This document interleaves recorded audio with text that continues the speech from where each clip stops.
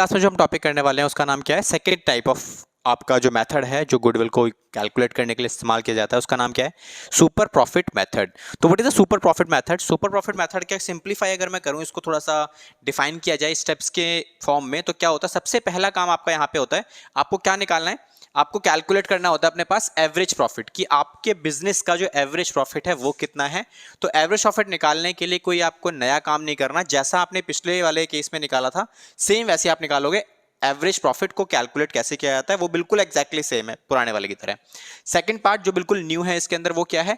Normal profit. Now what is normal profit? देखो normal profit की अगर मैं बात करूं तो नॉर्मल प्रॉफिट एक ऐसे प्रॉफिट को कहा जाता है जो कि आपके द्वारा लगाए गए पैसे पर, ठीक है, कमाया जाएगा एज पर मार्केट रिटर्न्स। अब मार्केट में अगर रिटर्न्स अवेलेबल हैं 10% के, बिकॉज हर एक इंडस्ट्री का ना एक फिक्स परसेंटेज होता है जो कि एवरेज बेसिस पे निकाला जाता है, कैलकुलेट किया जाता है इकोनॉमिस्ट के द्वारा। लाइक एजुकेशन इंडस्ट्री का एक अलग परसेंटेज होगा, है ना, फूड इंडस्ट्री का एक अलग परसेंटेज होगा और आपके ऑटो इंडस्ट्रीज का एक अलग परसेंटेज होगा। मतलब क्या होता है उसका कि अगर कोई भी न्यूली पर्सन बिजनेस स्टार्ट करता है एक particular set of amount capital को इन्वेस्ट करता है, इसको क्या बोलते हैं? कैपिटल इन्वेस्टेड और कैपिटल एम्प्लॉयड। जो भी पैसा इन्वेस्ट किया गया है उसके ऊपर एक फिक्स परसेंटेज जिसे हम क्या बोलते हैं? ये क्या है मेरा? NROR, जिसका मतलब होता है नॉर्मल रेट ऑफ रिटर्न। मतलब कोई भी अगर आएगा तो नॉर्मल लेवल पे सही तरीके से अगर वो बिजनेस को रन करेगा तो वो कम से कम भी इतना पैसा जनरेट करेगा, तो उसे हम क्या बोलते हैं? Normal profit. Now normal profit में देखो बच्चों, ये आपको गिवन होगा कैपिटल एम्प्लॉयड। तो कैपिटल एम्प्लॉयड अगर आपको गिवन है बहुत अच्छी बात है, आप डायरेक्टली यूज कर सकते हो। कुछ क्वेश्चंस में ये अमाउंट आपको जो गिवन होगा वो कैपिटल इन्वेस्टेड के नाम से भी गिवन होता है ना। और ये वाला जो पार्ट है आपका नॉर्मल रेट ऑफ रिटर्न वाला, इसको क्वेश्चन हमेशा आपको गिवन करके देगा, आपके क्वेश्चन के पार्ट में, इंफॉर्मेशन पार्ट में मिल जाएगा आपको ये। उसके बाद नेक्स्ट टॉपिक आता है, नेक्स्ट जो स्टेप है आपका वो है आपके पास क्या? Super profit. तो सुपर प्रॉफिट की अगर हम बात करें, सुपर प्रॉफिट क्या होता है? इसको कैलकुलेट करना बड़ा सिंपल सा है। एवरेज प्रॉफिट जो आप कमा रहे हो, मतलब ये क्या है? ये वो प्रॉफिट है जो आपने मेहनत की और आपने जनरेट किया है आज की डेट में, जिसे हम एवरेज बोलते हैं। और ये क्या है? ये वो प्रॉफिट है जो मार्केट के स्टैंडर्ड्स के हिसाब से कोई भी जनरेट कर सकता है, जिसे नॉर्मल प्रॉफिट के नाम से जाना जाता है। अब इसको जब आप डिफरेंस में निकालते हो, लाइक आप अगर 10-15 साल हो चुके हैं आपको काम करते करते, in you are generating 1 lakh rupees per annum, but market से कोई बंदा अगर जनरेट करेगा, कोई न्यू पर्सन अगर आएगा मार्केट में and he is generating 80,000 rupees, तो 80 के अगर वो जनरेट कर रहा है तो that means you are generating 20,000 rupees excess amount, ठीक है, फ्रॉम अ मार्केट स्टैंडर्ड्स। तो 1 लाख रुपए आप कमा रहे हो, मार्केट में कोई भी अगर स्टैंडर्ड है उसके हिसाब से 80,000 रुपए कमा सकता है कोई भी इंसान। तो इसका मतलब क्या है? ये वो अमाउंट है जिसको हम क्या बोलते हैं? Excess of profit over normal profit. तो जो भी पैसा आप एक्स्ट्रा जनरेट कर रहे हो उसी प्रॉफिट को क्या बोला जाता है? सुपर प्रॉफिट, है ना। तो देखो बच्चों, पावर्स की अगर बात करें, इसको थोड़ा सा एग्जांपल में अगर और समझाऊं मैं, देखो हम सबके पास ना कुछ पावर्स अवेलेबल हैं, तो हम क्या बोलते हैं उनको? जैसे हम देख सकते हैं, है ना, हम छू सकते हैं, हमारे पास 5 सेंसेस अवेलेबल हैं, हमारे पास कानों से सुनने की शक्ति अवेलेबल है ना, आंखों से देखने की शक्ति अवेलेबल है, नाक से हम स्मेल कर सकते हैं, है ना, टच करके हम किसी भी चीज को फील कर सकते हैं ना। तो ये सब की चीज क्या है? ये सब हमारे पास कुछ पावर्स हैं। बट अगर सुपर पावर की बात की जाए तो क्या है? लाइक सुपरमैन है, सुपरमैन के पास क्या है? कुछ एक्स्ट्रा पावर्स अवेलेबल है। तो जो एक्स्ट्रा चीजें उसके पास अवेलेबल है इसी वजह से उसको सुपरमैन कहा जाता है ना। तो ऐसे ही आप अगर नॉर्मली बात करो तो एक नॉर्मल प्रॉफिट क्या है आपका? 80,000। और अगर आपके पास क्या है एक्स्ट्रा? आपके पास वो 20,000 रुपीज एक्स्ट्रा है जो मार्केट में किसी और के पास अवेलेबल नहीं है, बिकॉज आपने काफी टाइम से काम किया है, इसीलिए ये प्रॉफिट आपके पास अवेलेबल है। तो इसी को हम क्या बोलते हैं बच्चों? इसी को बोलते हैं हम लोग क्या? Super profit. तो आई होप ये क्लियर हुआ होगा कि सुपर प्रॉफिट क्या होता है। ठीक है, अब आ जाओ अगले पार्ट पे जिसका नाम क्या है? Final step, that is goodwill. अब क्वेश्चन में जब गुडविल की डिमांड करेगा तो क्या बोलेगा? बोलेगा गुडविल आप valued is 4 year purchase, 3 year purchase, 2 year purchase on the basis of super profit. इसका मतलब इस बार वो एवरेज प्रॉफिट को बेस नहीं मान रहा, इस बार वो बेस मान रहा है किसको? सुपर प्रॉफिट को। तो you have to calculate a super profit. तो सुपर प्रॉफिट तो हमने यहां निकाल ही लिया। उसके बाद ये जो पार्ट है नंबर ऑफ ईयर परचेज का, जैसा एवरेज प्रॉफिट के अंदर इसकी वैल्यू ऑलरेडी गिवन होती थी वैसे ही यहां पर भी आपको ये गिवन होगा नंबर्स के फॉर्म में, 2, 3, 4, 5 जो भी होगा पक्का मेंशन करके देगा। इसे बोलते हैं आप क्या? Number of years purchase. I hope ये क्लियर हुआ होगा। ठीक है, तो अगर आपको ये क्लियर है, इसमें छोटा सा पॉइंट, बाकी देखो सारी चीजें आपको मोस्ट ऑफ द टाइम्स आपको हर क्वेश्चन के अंदर गिवन करके देगा, बट हाँ कुछ एक पॉइंट्स हैं जो आपको हो सकता है मिसिंग करके दे, जिसमें आता है क्या, कैपिटल एम्प्लॉयड। अगर कैपिटल एम्प्लॉयड डायरेक्टली गिवन है, वेल एंड गुड, पुट करो, वैल्यू निकालो, खत्म काम, फिर तो बहुत ही सिंपल हो गया। अभी हम क्वेश्चंस भी करने वाले हैं, ठीक है। तो ये आपको गिवन होगा, अब डायरेक्टली प्लेस करो, वैल्यू निकाल लो, खत्म। सुपर प्रॉफिट निकालने के लिए एवरेज में से नॉर्मल माइनस करो, you will get the super profit, then multiply the super profit by number of year purchase, you will get the goodwill, that's it. बिल्कुल सिंपल क्वेश्चन। बट अगर question को थोड़ा सा हैवी बनाना पड़ेगा, अगर एग्जामिनर चाहता है हैवी करना, तो क्या करेगा, इसकी कैलकुलेशन चाहेगा आपसे। वो क्या बोलेगा, इसके लिए रॉ मटेरियल अलग से प्रोवाइड कर देगा, तो इसको अगर कैलकुलेट करना पड़े तो कैसे कर सकता है। देखो इस तरफ आ जाओ, अब आप क्या लिखा हुआ है, if capital employed is not given. अगर आपको कैपिटल एम्प्लॉयड जो चाहिए वो गिवन ना हो डायरेक्टली इन वैल्यू, तो आप क्या करोगे, आपके पास दो मेथड्स अवेलेबल हैं। पहला, आपको एसेट साइड्स पे जो आइटम्स अवेलेबल होती हैं बच्चों, आप उसका इस्तेमाल करके निकाल सकते हो। तो सबसे पहले ना देखो बच्चों, मैं हमेशा कोशिश करता हूं कि आपको फॉर्मुलाज ये याद ना करना पड़े कि इतनी सारी चीजें सर लिखी हुई हैं, आपको कैसे पता लगेगा कि कौन सी प्लस करनी है, कौन सी माइनस करनी है ना। तो आपको सबसे पहले तो यह समझना जरूरी होता है कि भाई exactly what is capital employed. हम क्या समझने वाले हैं इस टॉपिक के अंदर कि बेटा कैपिटल एम्प्लॉयड एग्जैक्टली कैसे निकाला जाता है। तो देखो कैपिटल एम्प्लॉयड की अगर मैं बात करूं, तो कैपिटल एम्प्लॉयड में दो वर्ड अवेलेबल हैं। पहला वर्ड क्या है, अपना कैपिटल है अवेलेबल, दूसरा वर्ड क्या है, एम्प्लॉयड है। तो कैपिटल का मतलब क्या होता है, कैपिटल का मतलब होता है पैसा। तो जो पैसा आपने बिजनेस में लगा रखा है उसे बोला जाता है कैपिटल। एम्प्लॉयड का मतलब क्या होता है, एम्प्लॉयड का मतलब होता है जो काम करने वाले इंसान को क्या बोला जाता है, एम्प्लॉयड, काम करने वाला। तो काम करने वाली चीज को क्या बोलते हैं हम लोग, एम्प्लॉयड। जैसे हम एग्जांपल से पूछते भी है ना कि आपके फादर किस कंपनी में एम्प्लॉयड हैं, इसका मतलब हमें जानना चाहते हैं कि वो कहां पे काम करते हैं। तो आप कैपिटल एम्प्लॉयड को क्या बोल सकते हो कि वो पैसा जो आपके लिए काम कर रहा है, मतलब बिजनेस में रहकर काम पे लगा रखा है आपने उसे, है ना। तो कैपिटल इन्वेस्टेड या फिर कैपिटल एम्प्लॉयड होता है पैसा जो काम पे लगा हुआ है। अगर मुझे उससे कैलकुलेट करना है तो बहुत सिंपल है। देखो सबसे पहला एसेट साइड पे आ जाओ। देखो बच्चों एसेट साइड पे आपको क्या फॉर्मूला जो बनता है, क्या बनता है, टोटल एसेट्स। सारे के सारे एसेट्स आपने बिजनेस करना है, जाहिर सी बात है, तो आपको कुछ एसेट्स की रिक्वायरमेंट रहेगी। तो जितने भी एसेट्स आपके पास अवेलेबल हैं उन सभी को यूज कर लो। बट क्या लिखा हुआ है, एक्सक्लूडिंग। एक्सक्लूडिंग मतलब इन चीजों को छोड़ देना है आपको, गुडविल को, नॉन ट्रेड इन्वेस्टमेंट को और फिक्टिशियस एसेट्स को। बेटा इन तीनों चीजों को आपको क्या कर देना, यूज नहीं करना है। रीजन समझाऊंगा क्यों यूज नहीं करना है। उसके बाद उसमें से माइनस कर देना आउटसाइडर लायबिलिटीज, बिकॉज बिजनेस में क्या होता है, liabilities are a part of your business. अब जो भी आपने पैसा एसेट्स में इन्वेस्ट कर रखा है, क्या वो सारा एसेट्स आपका खुद का है, नहीं। कुछ एसेट्स ऐसे भी होते हैं जिन पर हमने कुछ कर्जा ले रखा होता है, जो उधार में चल रहे होते हैं, है ना। तो अगर आप उन एसेट्स में से, लेट सपोज आपके पास एसेट्स अवेलेबल है, अगर मैं एग्जांपल निकालूं तो एसेट्स अवेलेबल है आपके पास 10 लाख रुपीस का, but you have a liabilities of some amount. कुछ लायबिलिटीज अवेलेबल हैं आपके पास 4 लाख रुपए की। तो ये लायबिलिटीज कैसे जनरेट होती हैं, लायबिलिटीज ये जनरेट होती है आउटसाइडर लायबिलिटी, बाहर से कर्जा ले रखा है। कर्जा लेके किया क्या होगा आपने कर्जा लेके इस एसेट्स में इन्वेस्ट कर रखा होगा। तो अगर कोई बोले आपसे कि बेटा आपका नेट वर्थ कितना है, नेट वर्थ मतलब आपका एक्चुअल में आपका पैसा कितना है एसेट्स में, तो अगर मैं इसमें से 4 लाख रुपए हटा दूं तो क्या 6 लाख रुपए वो नहीं बचता जो एक्चुअल में बिजनेस में हमारा खुद का है। तो इसे हम कैपिटल एम्प्लॉयड का नाम दे सकते हैं, परफेक्टली इसे हम कैपिटल एम्प्लॉयड का नाम दे सकते हैं। अभी मैंने बताया ये 3 point, goodwill, non trade investment और फिक्टिशियस एसेट्स, इनको छोड़ के चलना है। क्यों छोड़ के चलना है वो भी थोड़ी देर में कवर करते हैं। उसके बाद आ जाओ नीचे, लायबिलिटीज अप्रोच। अब लायबिलिटी साइड से भी आप इसको कैलकुलेट कर सकते हो। तो बच्चों लायबिलिटी साइड पे ऐसा कौन सा आइटम होता है जो कि हमारा बिजनेस में इन्वेस्टेड रहता है थ्रू आउट द ईयर, जो हम निकालते नहीं है। देखो सबसे पहला जो पार्टनर्स ने पैसा इन्वेस्ट किया हुआ, जिसे हम क्या बोलते हैं, पार्टनर्स का कैपिटल अकाउंट का बैलेंस।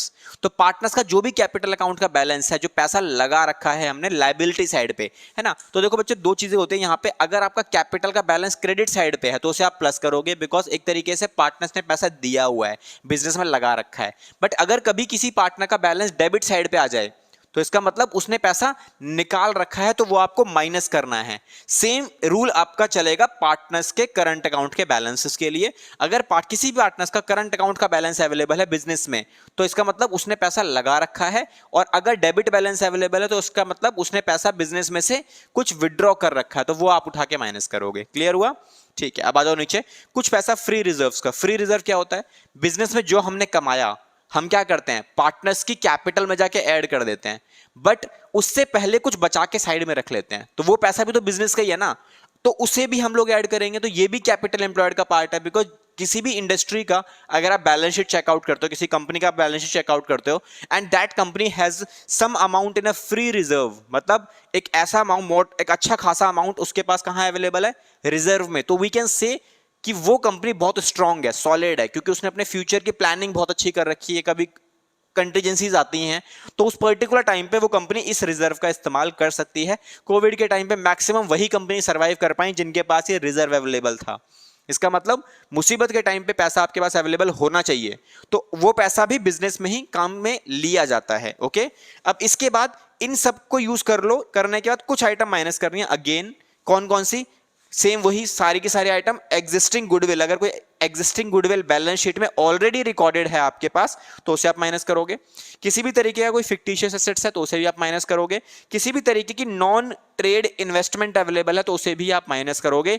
द पॉइंट इज कि आप कैसे आइडेंटिफाई करोगे कि सर वो ट्रेड है या नॉन ट्रेड है, तो बच्चों उसकी टेंशन लेने की जरूरत नहीं है आपको। ट्रेड इन्वेस्टमेंट को मेंशन करके देगा वो कि वो ट्रेड है, नॉन ट्रेड को भी मेंशन करके देगा कि वो नॉन ट्रेड है। व्हाट इफ मेंशन ना करे, सिंपल लिख के दे दे वो इन्वेस्टमेंट, तब आप क्या करोगे? तो उसके लिए नोट देख सकते हो आप, ये छोटा सा नोट है, आपको जो ध्यान रखना है। इसमें क्या लिखा हुआ है बच्चों? If question is silent about investment, treat as non trade investment. क्या ट्रीट करोगे आप उसे? Non trade investment. अगर डाटा में गिवन नहीं है तब आपको ये काम करना है। ओके, अब बात करते हैं कि बच्चों ये आपने माइनस क्यों करवाया सर, बाकी तो आइटम कर दिए, ये आइटम माइनस करवाने का रीजन क्या है, या इसको छोड़ के चलने की बात क्यों की जा रही है? बिकॉज हमने क्या बताया अभी? हमने बताया कि कैपिटल एम्प्लॉयड का मतलब वो चीज है जो आपके बिजनेस में पैसा लगा हुआ है and that is working for the business. किसी भी तरीके की गुडविल जो एग्जिस्टिंग गुडविल है, क्या वो आपके बिजनेस में काम कर रही है? किसी दूसरे के बिजनेस आपने परचेज किया, उसके लिए गुडविल का पेमेंट किया आपने, and you are calculating the capital employed for goodwill itself, तो गुडविल को आप यूज नहीं कर सकते हो, बिकॉज एक तरीके का ये इनटेंजिबल एसेट्स है जो फ्लक्चुएट करता रहता है थ्रू आउट द ईयर। इसके बाद आ जाओ non trade investment. Non trade investment का मतलब जो बिजनेस के लिए इन्वेस्ट पैसा नहीं कर रखा आपने, उसे बोलते हैं non trade investment. Out of business surplus, business के प्रॉफिट में से कुछ पैसा आपने निकाला, वो इन्वेस्टमेंट में डाल दिया एज अ नॉन ट्रेड, तो उसको हम लोग बिजनेस में यूज नहीं कर सकते। फिक्टिशियस एसेट्स, फिक्टिशियस एसेट्स से कुछ एग्जांपल्स दे देता हूं मैं आपको, ताकि आपको प्रॉब्लम क्रिएट ना हो आइडेंटिफाई करने में। तो देखो बच्चों, फिक्टिशियस एसेट्स की अगर हम बात करें तो कौन कौन से होते हैं फिक्टिशियस एसेट्स? आपको जो देखने को मिलेंगे, कुछ कम ही देखने को मिलते हैं। पहला, प्रिलिमिनरी एक्सपेंसेस। तो किसी भी तरीके का अगर कोई प्रिलिमिनरी एक्सपेंसेस, मतलब बिजनेस स्टार्ट करने से पहले का कोई खर्चा पड़ा हुआ है आपके पास, तो उसको बोलते हैं प्रिलिमिनरी एक्सपेंसेस। उसके अलावा किसी भी तरीके का कोई एडवर्टाइजमेंट एक्सपेंस आपके पास पड़ा हुआ है, फिर एडवर्टाइजमेंट सस्पेंस के नाम से मिल जाएगा आपको, वो भी आपका इसी का पार्ट है। Next, profit and loss account का डेबिट बैलेंस होना चाहिए, तो क्योंकि क्रेडिट बैलेंस तो इसमें आ जाता है आपका फ्री रिजर्व्स के अंदर, है ना, क्योंकि वो पैसा आपका ही है, एक तरीके से प्रॉफिट का पार्ट है, इसीलिए। तो इन आइटम्स को आप माइनस करके चलोगे, बिकॉज ये फिक्टिशियस एसेट्स हैं। फिक्टिशियस एसेट्स कौन से होते हैं? जो आपने पैसा खर्च तो कर दिया बट उनका बेनिफिट मिलना बाकी है, या फिर काइंड ऑफ लॉसेस जो आपने सेट ऑफ करने के लिए, बैलेंस करने के लिए बैलेंस शीट में डेबिट साइड पे दिखा रखे हैं, दैट्स इट। वो कोई रोल प्ले नहीं करते बिजनेस में प्रॉफिट को जनरेट करने के लिए, पैसा इंगेज नहीं है बिजनेस की एक्टिविटीज को हेल्प करने के लिए। ओके, तो ये सारे क्या हैं? फिक्टिशियस एसेट्स हैं जो आपको आपके प्रैक्टिकल क्वेश्चंस के अंदर देखने को मिल जाएंगे।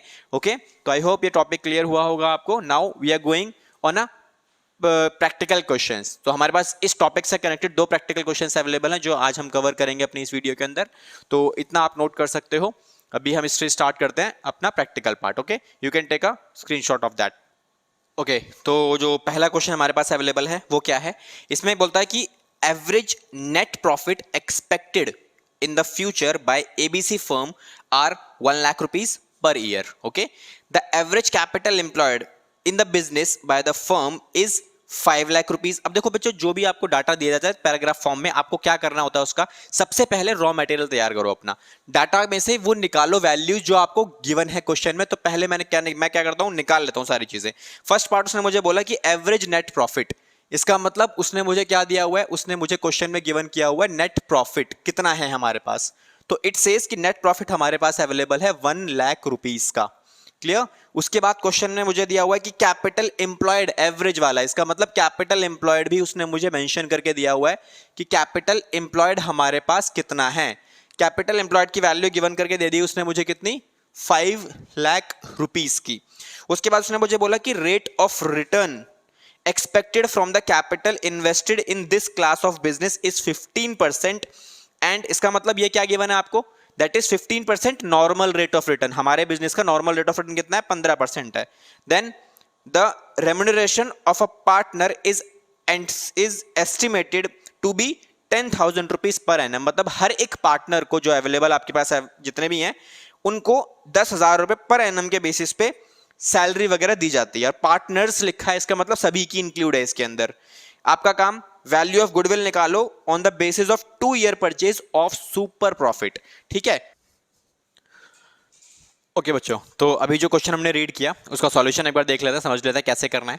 तो देखो, सबसे पहले जब भी आपको कोई क्वेश्चन गिवन होगा तो सबसे पहला काम क्या करना है, आपको पूरे क्वेश्चन को थॉरोली रीड करना है। रीड करने के बाद जो भी मटेरियलिस्टिक आइटम्स हैं उनको लिख लेना है, जैसा मैंने ऊपर किया हुआ है। तो पहला काम क्या, आपको एवरेज प्रॉफिट ऑलरेडी गिवन है, very good. Capital employed already given था क्वेश्चन में। नॉर्मल रेट ऑफ रिटर्न जो इंडस्ट्री का था अवेलेबल वो भी गिवन था 15%। किसी पार्टनर जो हमारे पास अवेलेबल काम कर रहे हैं, सभी पार्टनर्स की सैलरी मिलाकर हम कितना पे कर रहे हैं, 10,000 rupees. Okay, then number of years purchase, ये भी क्वेश्चन में मुझे गिवन था। अब इतना हो गया मेरा, क्या इसको हम क्या बोलते हैं, इसको हम हमेशा से क्या बोलते हैं, रॉ मटेरियल। मतलब आपका फाइनल सॉल्यूशन से पहले आपको क्या तैयार करना होता है, हमेशा एक रॉ मटेरियल जिसका आप इस्तेमाल करके पूरा क्वेश्चन का सॉल्यूशन फ्रेम करोगे। क्लियर। तो very first step is average profit which is already mention 10,000 रुपी, वो 1 लाख रुपए सॉरी। देन उसमें से आपको माइनस करना है पार्टनर्स की सैलरी, बिकॉज इसमें कुछ पार्टनर्स ने भी तो काम किया है। तो एक्चुअल डिस्ट्रीब्यूशन प्रॉफिट कितना बनेगा आपका, that is 1 lakh minus 10,000 rupees which is 90,000 rupees, जो एक्चुअली में पार्टनर्स की प्रॉफिट शेयरिंग रेशियो में डिवाइड किया जाएगा। ओके, देन उसके बाद नॉर्मल प्रॉफिट। नॉर्मल प्रॉफिट मतलब इसी इंडस्ट्री का अगर मार्केट के कैप के हिसाब के परसेंटेज के हिसाब से देखा जाए प्रॉफिट तो कितना बनता है। कैपिटल एम्प्लॉयड कितना दिया है, 5 lakh rupees, and normal rate of return ये भी गिवन था। मैंने क्या कुछ नहीं किया, वैल्यूज को प्लेस किया और सीधा कैलकुलेशन किया। 75,000 रुपीज का क्या निकला मेरा, नॉर्मल प्रॉफिट। नॉर्मल प्रॉफिट के बाद मेरा अगला पार्ट आता है सुपर प्रॉफिट का, which is very simple. Super profit क्या है, the difference between average and normal. तो average profit is 90,000 rupees, normal profit is 75, the difference is 15,000 rupees is average profit. Then आपको क्या करना है, गुडविल कैलकुलेट करनी है, सिंपल। तो गुडविल तो बहुत सिंपल है, सुपर प्रॉफिट आपने कैलकुलेट कर लिया 15, मल्टीप्लाई कर दो उसको किसके साथ, नंबर ऑफ ईयर परचेस के साथ, जो मैंने बताया हर बार क्वेश्चन में गिवन होगा। इस बार भी गिवन था, आपने क्या करना है, सीधा वैल्यूज प्लेस करो, मल्टीप्लाई करो, you will get the main answer. तो ये क्या हो गया मेरा मेन आंसर, यहां पे आपने निकाल दिया 30,000 रुपीज, दैट्स इट, आपका क्वेश्चन कंप्लीट हो चुका है। ओके, तो इसको आप इस तरीके से प्रेजेंटेशन आप चेक कर सकते हो। ऐसी ही प्रेजेंटेशन आपको रखनी है, हर एक स्टेप के मार्क्स आपको एग्जाम में दिए जाते हैं। प्रैक्टिकल सब्जेक्ट्स में आपका प्रेजेंटेशन बहुत ज्यादा मैटर करता है, तो make sure your presentation should be neat and clean and step wise step. कोई शॉर्टकट्स वगैरह यूज नहीं करने होंगे आपको, कोई स्टेप मिस नहीं करना होगा। पहले मैंने देखो हर बार मैंने क्या लिखा है, नॉर्मल प्रॉफिट का पहले मैंने फॉर्मूला लिखा, उसके बाद वैल्यूज लिखी। सुपर प्रॉफिट का मैंने पहले फॉर्मूला लिखा, उसके बाद वैल्यूज लिखी। गुडविल का मैंने पहले फॉर्मूला लिखा, उसके बाद मैंने क्या लिखा, वैल्यूज लिखी। तो यहां पर हम टीचर को किसी भी तरीके का कोई चांस नहीं दे रहे हैं आपके मार्क्स कट करने के लिए। ओके, तो दिस इज द काइंड आप जिस तरीके से सॉल्यूशंस को फ्रेम कर सकते हो। तो अगली क्लास में हम लोग मिलेंगे और एक दूसरा टॉपिक स्टार्ट करेंगे।